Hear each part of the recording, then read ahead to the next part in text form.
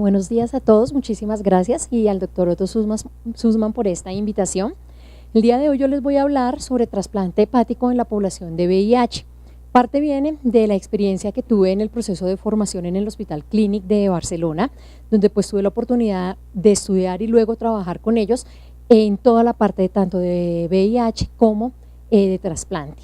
Bueno, la charla pues titula de qué, cómo y cuándo. Yo trabajo en la Fundación Cardioinfantil, somos pioneros en la parte de innovación cardiovascular y desde hace aproximadamente unos 5 años empezamos a trabajar en la parte de trasplante de órgano sólido. En la actualidad trasplantamos hígado, riñón, corazón y pulmón. Ya llevamos unos poquitos casos de trasplante en pacientes VIH cardíaco y renal, y la idea es que en un futuro muy cercano podamos dar inicio a trasplantar pacientes VIH positivos con alteración o un estadio final de la enfermedad hepática.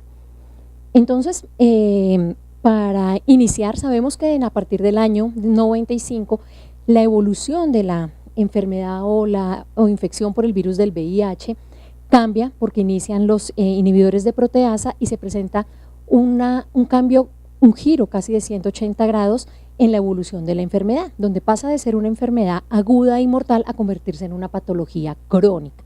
Y es en ese momento pues donde se comienza a ver que hay una reducción drástica de la mortalidad por la infección por el virus del VIH, pero comienzan a aparecer otras patologías donde la enfermedad hepática se convierte en esos momentos en la tercera causa de muerte de nuestros pacientes.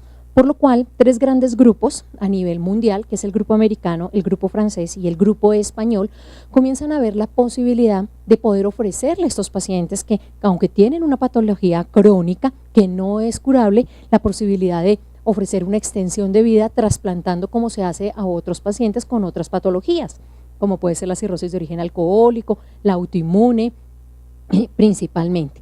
Y es cuando nace más o menos hacia el año 2002 el cambio de varios consensos a nivel de Europa y a nivel de Estados Unidos, donde el VIH deja de ser un excluyente para nuestros pacientes y se convierte como una indicación con algunas recomendaciones muy específicas para darle inicio a trasplantar a los pacientes VIH positivo.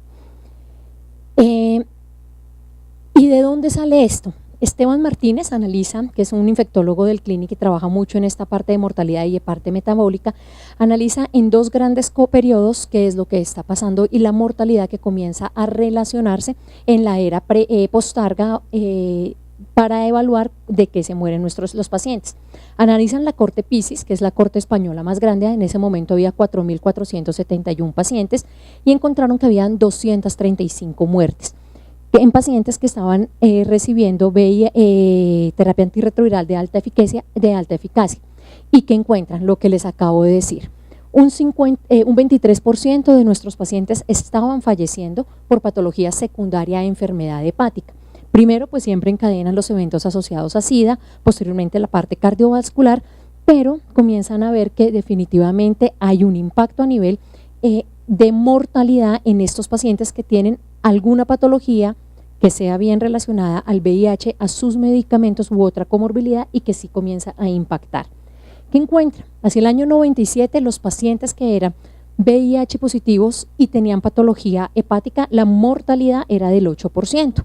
Y miren cómo esta se quintuplica para el 2004, donde la mortalidad está asociada al 41% y coincide con las estadísticas donde entre un 30 a un 42% de la población española que era VIH positiva comienza a presentar coinfección con virus hepatotropos y se considera que son muertes relacionadas con enfermedad hepática terminal en pacientes VIH.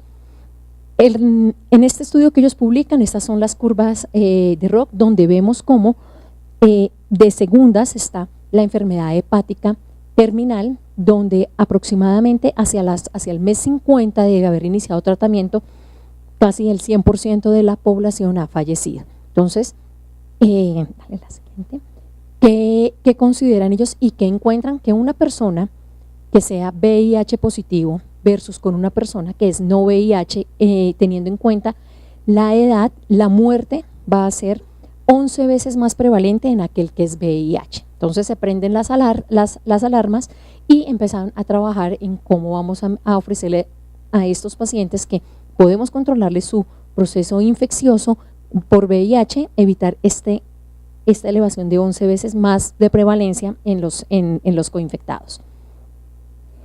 La etiología. ¿Por qué los pacientes VIH tienen mayor daño a nivel hepático? Principalmente son 5 causas. La más frecuente es la infección crónica por el virus de la hepatitis C, donde el genotipo 1B es el más frecuente y el que más rápidamente lleva a estos pacientes a un daño hepático. Se presenta en un 33% y cuando uno corrobora pacientes que están coinfectados versus los monoinfectados solamente con virus de la hepatitis C, la supervivencia sí es totalmente diferente. Un paciente que es VIH positivo, asociado, que tenga infección por el virus C, su supervivencia es de 16 meses, mientras que solamente un paciente que es no VIH pero con virus C, la supervivencia es a 48 meses. La segunda causa son los virus de la hepatitis B crónica, donde se presenta en un 10% y a nivel mundial la principal forma de transmisión va a ser la transmisión vertical, seguido de la transmisión sexual y transmisión percutánea que se ve más frecuentemente en Europa del Este y en América del Norte y que se asocia principalmente, y que se asocia más frecuentemente a conteos bajos de linfocitos CD4, donde se ha visto que estos pacientes que tienen coinfección del virus B y VIH van a presentar más frecuentemente tasas de hepatocarcinoma. La segunda etiología, y que tiene que ver mucho con lo que el doctor Coral nos habló ahorita, es la toxicidad hepática, bien sea relacionada o con el tratamiento antirretroviral u otros medicamentos, porque pues la mayoría de las veces nuestros pacientes van recibiendo varias combinaciones, bien sea de tratamiento antirretroviral o para otras comorbilidades. Y se caracteriza porque existen varios patrones de lesión hepática, donde la misma hipersensibilidad para algunos medicamentos, la hepatotoxicidad idiosincrática, la toxicidad mitocondrial y el síndrome de reconstitución inmune son parte fundamental en el desarrollo de fallas hepáticas terminales. Y pues también el muy conocido la hipertensión portal no cirrótica en aquellos pacientes que en algún momento estuvieron expuestos a la didanosina comienza a ser pues un factor que hay que tener en cuenta. La siguiente. La otra, tenemos la enfermedad hepática no relacionada con el alcohol o el NASH, principalmente lo que es la estatosis y la estatohepatitis, se va a presentar en personas con síndrome metabólico. El simple hecho de ya el envejecimiento pues va a predisponer a que haya más diabetes, a que tengamos resistencia a la insulina. Si a eso le agregamos la parte social, el consumo de alcohol, pues son factores de riesgo que algunos los puedo modificar y otros no, en una población de riesgo. El síndrome metabólico en la población general está entre el 14 al 31%, pero en la población de VIH positivos está hasta en un 40%. El estudio DAD que encuentra que la prevalencia del síndrome metabólico en la población VIH se triplica en el periodo del 2006 al 2007. Analizando el periodo 2000 al 2001 era del 19% y para el 2007 estábamos en un 42%. Y por último, pues el uso del tratamiento antirretroviral de alta eficacia, pues aunque a nosotros nos controla y nos mejora la sobrevida de nuestros pacientes, vamos a tener los efectos secundarios y efectos adversos, donde lo que es la resistencia a la insulina, las alteraciones a nivel del metabolismo de la glucosa, el metabolismo de los lípidos, van a generar pautas que no puedo yo modificar en los pacientes, porque el que sea hombre, el que tengamos una obesidad central asociado a un tratamiento antirretroviral con las dislipidemias son eventos que yo no puedo modificar, pero sí con alguna otra terapia o manejando la parte hepática, en algún momento me pueden predecir este paciente tiene mayor riesgo de presentar daño hepático y por ende llegar a un estadio final de enfermedad hepática. Y por último, pues tenemos el carcinoma hepatocelular que se presenta más frecuentemente en los pacientes que son VIH positivos y que cursan con coinfección, bien sea con el virus B o con el virus C. Tenemos el estudio Mortavic que analiza también 2 periodos, año 95 y 10 años posterior, en el 2005, donde encuentran un incremento del 20% en el porcentaje de las muertes de causa hepática y que son debidas a hepatocarcinoma. ¿Qué problema y qué evidencia en ellos? Que la presentación del hepatocarcinoma se hace de manera más temprana cuando se compara con una población que es VIH negativo y que tiende a presentar síntomas de enfermedad y unas manifestaciones que son múltiples y que son invasivas, por lo cual pues recomiendan cuando estemos nosotros con coinfección, bien sea por virus B o virus C, hacerle a los pacientes seguimiento con alfa-fetoproteína cada 6 meses a 1 año y fibroelastografía para evaluar la función hepática principalmente. La clínica de estos pacientes, cómo se comporta un paciente que está en estadio final hepático y VIH, pues la clínica definitivamente es similar a los no VIH, pero teniendo en cuenta que hay una presentación más temprana de las descompensaciones que produce una disminución de la sobrevida hasta en un 60% después de presentar el primer episodio de descompensación con manifestaciones clínicas, por lo cual una de las recomendaciones que se dan en la actualidad es que todos los pacientes que tengan alteraciones hepáticas que podamos nosotros predecir que van a terminar en un daño hepático irreversible, se deben enviar a una evaluación multidisciplinaria previo a que ocurra el primer episodio de descompensación clínica y que no podemos compararlos con la población que es no VIH porque ellos podemos darles un tiempo de espera, por lo cual se deben priorizar estos pacientes teniendo en cuenta pues lo que es el MED, las comorbilidades y la adherencia. Como en todo, igual tenemos criterios de trasplante de los pacientes, estos son exactamente los mismos para personas no infectadas, pero se deben evaluar dos grandes cosas. Uno, que haya una evaluación psicosocial favorable, donde se confirme que haya abstención del consumo de drogas y alcohol y que presente una adherencia al tratamiento antirretroviral y que en caso de presentar en algún momento resistencias podamos ofrecerle tratamiento antirretroviral a estos pacientes. Y es así como estos 5 países que son los que más han trasplantado hepáticos han sacado esta tablita. Tenemos que la presencia de infecciones oportunistas, algunas se aceptan y se trasplantan a los pacientes tanto en el grupo español como en el grupo francés y a nivel del grupo americano. La presencia de tuberculosis, la presencia de neumocistis o cándida esofágica no son contraindicaciones ni absolutas para enlistar un paciente a la lista de trasplante. El grupo italiano lo define como previamente el año anterior a enlistar al paciente y el grupo del Reino Unido lo aclara que es que no presente ninguna infección oportunista luego de haber iniciado el tratamiento antirretroviral de alta eficacia. Igualmente, las neoplasias aún no están definidas, pero se sabe que pacientes que hayan cursado con linfoma asociado a VIH o sarcoma de Kaposi automáticamente salen de la lista de trasplantes. Importantísimo, el recuento celular del linfocito CD4. La mayoría están por encima de 100 porque a veces es difícil volver a tener esa recuperación inmunológica cuando pues el paciente ha cursado con conteos muy bajos o el simple hecho de estar ya cirróticos con descompensaciones de la cirrosis o la misma hipertensión portal van a producir que no se puedan elevar este recuento. Para tanto el grupo español como el francés y americano, previo de cualquier proceso infeccioso oportunista con más de 100 células podemos enlistar a nuestros pacientes o, eso era sin episodios de infecciones oportunistas, pero con infecciones oportunistas se puede subir hasta 200. Tener en cuenta lo que les comentaba, si estamos frente a procesos de descompensación de la cirrosis o hipertensión portal, se puede bajar a 100. Y por último, todos concluyen en que deben estar indetectables, definido por 50 copias por mililitro. También ellos definen que hay patologías que definitivamente no se deben, que son totalmente excluyentes para ofrecerle al paciente entrar en lista de trasplante, como lo es la leucoencefalopatía multifocal progresiva, la criptosporidiasis y las otras dos que les comenté, que era el sarcoma de Kaposi y la neoplasias, los linfomas asociados a VIH.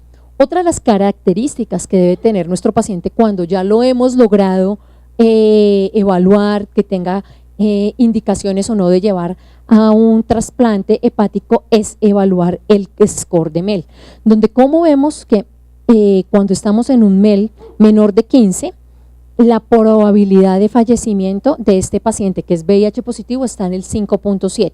pero si está entre 15 y 19, el 21%. Y miren cómo un MEL entre 20 y 24, el 100% ha fallecido. Por lo cual, pues el riesgo de mortalidad va a aumentar un 20% por cada aumento unitario en el MED.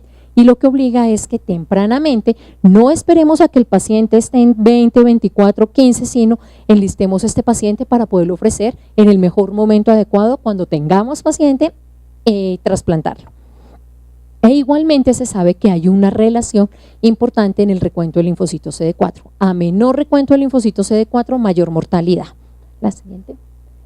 Por lo cual, las recomendaciones actuales que se dan para los pacientes es que pacientes coinfectados deben ser referidos para trasplante de hígado de una manera temprana, con un nivel de evidencia A2.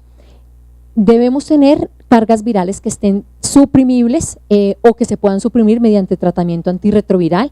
Se deben trasplantar preferiblemente con recuento de células de linfocitos CD4 mayores o iguales a 100 por microlitro, y aquellos pacientes que en algún momento de su historia hayan cursado con eventos definitorios de SIDA pueden incluirse teniendo en cuenta pues algunas enfermedades oportunistas o no, con un nivel de evidencia A3. No solamente tenemos que hablar del receptor, esto se trabaja, como lo hemos dicho, de manera multidisciplinaria, y el donante sí tiene un impacto en este tipo de pacientes. La persona que ofrece de una manera voluntaria sus órganos debe tener unas características que ya se han visto que pueden favorecer para que el trasplante sea un éxito o que de manera temprana tengamos una pérdida del injerto y por ende pues sea esto fallido. Y estos se denomina como los resultados relacionados con la calidad de los órganos del donante, donde existe el término del índice de riesgo del donante, que nos va a estimar de una manera relativa qué probabilidad tiene que este injerto falle. Y se sabe que pacientes mayores de 50 años y que hayan tenido en algún momento proceso infeccioso por virus de la hepatitis C genotipo 1B, disminuyen la supervivencia del injerto y por ende pues hay rechazos agudos o pérdida del trasplante. La siguiente.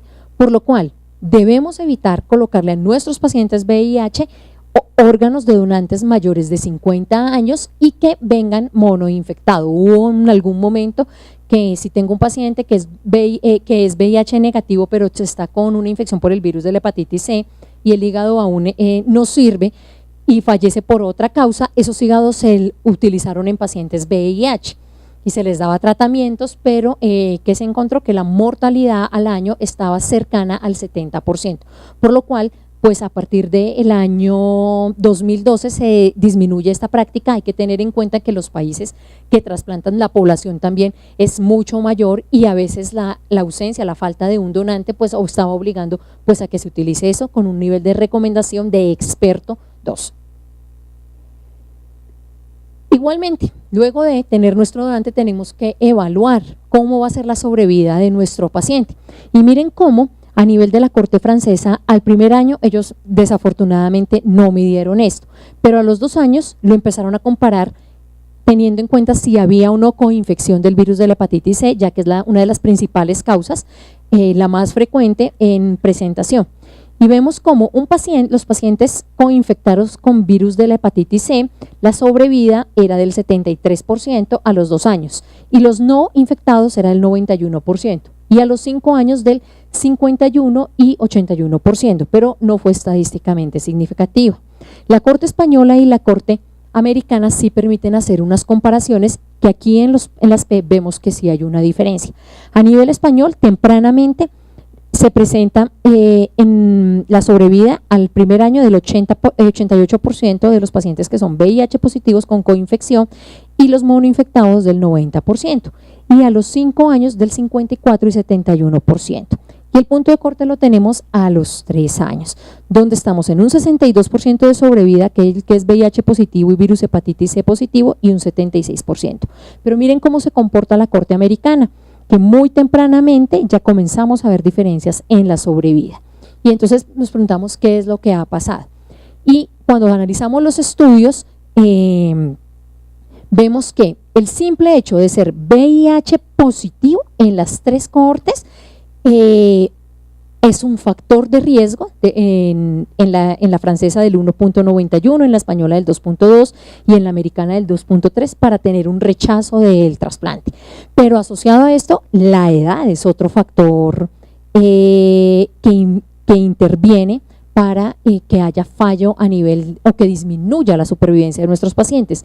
Y por último, pues comienzan a llamar la atención esto, el índice de masa corporal y la realización de trasplantes combinados hepatorrenales, donde bajos índices de masa corporal menos del 21% previo al trasplante y el trasplante combinado pues tienen una relación de aumento en la mortalidad o disminución de la supervivencia. Por lo cual la recomendación actualmente es que si usted va a trasplantar un paciente del hígado, evite por el momento hacerlo al mismo tiempo, que sea combinado hepatorrenal.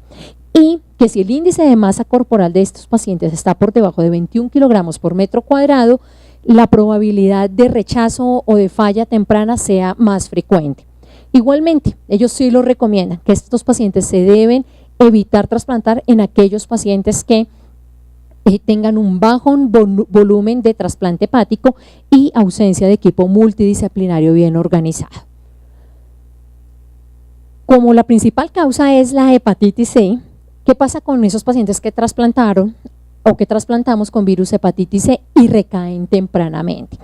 La recomendación actual es que la mayoría de los estudios que se han hecho en las cohortes iban con pacientes que al momento de recaer recibían terapias con interferón y con ribavirina, por lo cual en el momento se requieren volver a evaluar todos los factores relacionados con los nuevos medicamentos que van dirigidos para el blanco de cada una de las acciones que podamos tener para el virus de la hepatitis C. Con lo cual la recomendación pues deben ser terapias libres de interferón y combinaciones bien sea con sofosbuvir más ribavirina, daclatasvir más sofosbuvir o telaprevir con ribavirina, hay que tenerlas en cuenta. Importantísimo, y más adelante les voy a mostrar muy rápidamente las interacciones medicamentosas que tenemos que empezar a evaluar con los nuevos medicamentos antirretrovirales para el virus de la hepatitis C y los de virus VIH, y se debe también tener en cuenta el evaluar el riesgo-beneficio de dar tratamiento para el virus de la hepatitis C previo al trasplante, pero para lo cual se requieren en la actualidad pues ampliar estudios. Estas son las principales interacciones medicamentosas. Vemos cómo pues van la mayoría recomendadas con ribavirina. Ya no tenemos boceprevir ni telaprevir, pero vemos como daclatasvir, ledipasvir y sofosbuvir pueden estar entre las terapias opcionales a utilizarlas, y vemos cómo, aquí resaltando, los inhibidores de la integrasa son los que menos tienen interacciones. Hay que aclarar aquí que en este momento cuando hicieron los estudios había salido el raltegravir y había mostrado muy buenos resultados. De todas formas, la recomendación actual es que hay que ver cómo se comportan los pacientes con dolutegravir para poder evaluar a mediano y largo plazo si hay una similitud pues con raltegravir. ¿Qué pasa con aquellos pacientes que necesitamos trasplantar porque están cursando con un hepatocarcinoma, bien sea pues por una hepatitis B o una hepatitis C? Están los criterios de Milán, donde desafortunadamente no se han evaluado extrapolándolos a la población VIH, pero que siguen siendo requisito para saber si podemos o no ofrecerle a este paciente un trasplante hepático. Recordar que si es una sola masa, si es una sola lesión, debe ser menor de 5 centímetros, si son múltiples como tienden a ser los pacientes VIH, deben ser menor de 3 centímetros, y la ausencia de invasión vascular o diseminación extrahepática. Se sabe que en los pacientes no VIH que se trasplantan por un hepatocarcinoma, la sobrevida es del 75% a 4 años. En los pacientes VIH está cercana al 60%. Y tenemos dos grandes estudios que nos muestran dos cosas diferentes. Tenemos el estudio de Bieber y colaboradores realizado en el año 2011, donde fue un estudio que no hablan sobre casos y controles. Analizan 21 pacientes VIH positivos comparándolos con controles de 65 pacientes que no están infectados. Lo primero que encuentran es que los pacientes que son VIH positivos se trasplantan menos que los pacientes que no son VIH negativos, en un 77% versus un 90%, y que las principales causas de no trasplantar a estos pacientes es que toca sacarlos de las listas de de espera, ya que hay progresión de la enfermedad. Entonces, primera conclusión, los pacientes con hepatocarcinoma progresan más rápidamente que los que no son VIH, en un 23% versus un 10%. Y por ende, pues la supervivencia se mueren más tempranamente. Al primer año, los pacientes VIH positivos alcanza a ser la sobrevida, es del 81% versus el 91%, pero miren cómo a 3 años baja casi a la mitad, un 50% versus un 82%. Pero tenemos el estudio del grupo italiano que analizan igual 30 pacientes VIH positivos con 125 controles y que no encuentran diferencias significativas al evaluar tanto recurrencia como las tasas de supervivencia, por lo cual aquí sí sigue habiendo un gran incógnita de cómo manejar a estos pacientes con hepatocarcinoma. Por lo que podemos decir que los pacientes coinfectados por virus de la hepatitis C y VIH con hepatocarcinoma y que cumplan criterios de Milán se deben considerar para que se les pueda ofertar un trasplante hepático.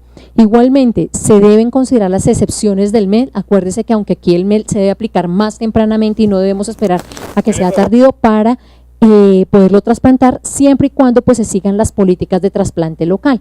Y por último, se necesitan definitivamente más estudios con muestras de ADN más grandes y un seguimiento más prolongado para determinar la tasa de recurrencia después del trasplante hepático y el pronóstico general de estos pacientes. Para terminar, entonces concluimos que los pacientes VIH positivos con enfermedad hepática deben recibir un manejo multidisciplinario. Los datos actuales sugieren que los pacientes VIH positivos no coinfectados con el virus de la hepatitis C tienen excelentes resultados después del trasplante de hígado y que este resultado es similar a los pacientes VIH negativos.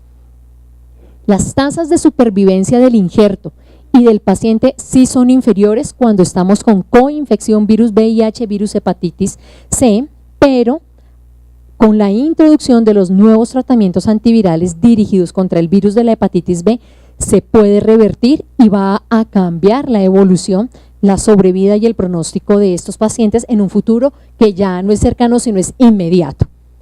Y por último, y creo que es la más importante, que el estado de portador de VIH no es hoy en día una contraindicación absoluta para incluirlo en una lista de trasplantes. Muchísimas gracias a todos ustedes por la atención. No sé si hay alguna pregunta.